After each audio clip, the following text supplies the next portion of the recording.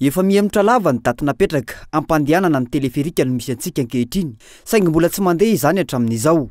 Miemtra lava ary tsy fantatra ny tena fe-potoana amin'ny tanana ny asa manoloana ny fanomezana daty natao ny andro rajoelona. Fihetsiketsehana ivelany entina ampisehoana ireo vahiny mandalo eto amintsika no betsaka hoy ny fanazavana nentin' Roland Ratsiraka.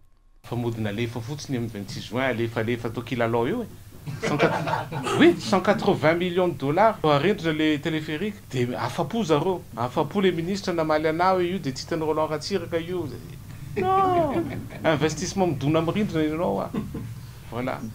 Tsisy ilana azy. Raha ohatra ka anao investissement eto amin'ny capitale eto de raha olona misaina de rano. Le infrastructure tsy mandeha milohany fa tsy eritreretina zany. Allo manao zedo de milalao manao zedo. Mafinaritra iny ka samoranga fa le vahoaka tsy andeha eritreretina. Raha ny makasika ny fitakinana nosy malagasy bodon'ny frantsay indray aleo mihitsy rehefa tsy eo amin'ny fahefana intsony any rajoelona fa olo-kafa no mitondra ny firenena vao atao ny fitakina hoy ny fanazavana satria efa hita fa tsy ady izao fitondrana izao fa anaiky izay teneny ny frantsay.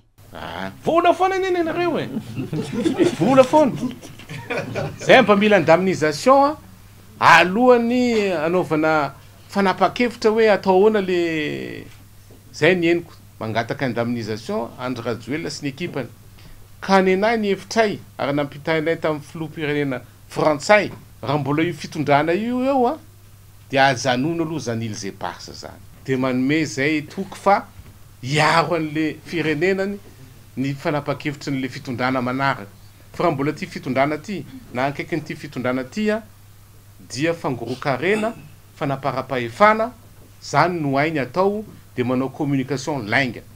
Betsaka ny fanazavana nentin' Roland Ratsiraka makasika ny tsy fahombiazana sy ny tsy fahaiza-mitantana izao mpitondra misy ankehitriny izao nandritra ny tafa ho an'ny mpanao gazety mamory vahoaka amin'ny fety sisa no ataon'ny mpitondra hoy izy rehefa tsy mahavany olana.